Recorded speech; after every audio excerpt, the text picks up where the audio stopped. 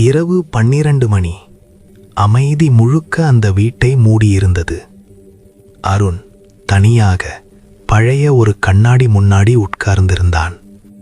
பாட்டி வீட்டிலிருந்து கொண்டு வந்த அந்த பழைய கண்ணாடி அவன் முகத்தை அமைதியா திருப்பி காட்டுச்சு. ஆனா கண்ணாடிக்குள்ள அவன் பின்னால ஒரு நிழல். திரும்பி பார்த்தான். யாரும் இல்லை.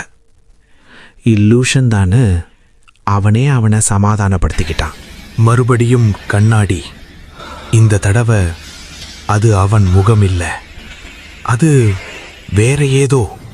யாரு நீ?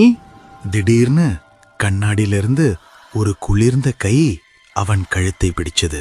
நான் நீதான், ஆனா நீ செத்துட்ட பிறகு. அருண் திணறினான். உயிர் மெல்ல மெல்ல விலகியது. காலையில வீட்டுக்காரர் கதவை திறந்தப்போ அருண் கண்ணாடி முன்னாடி செத்து கிடந்தான். முகத்துல அந்த சிரிப்பு.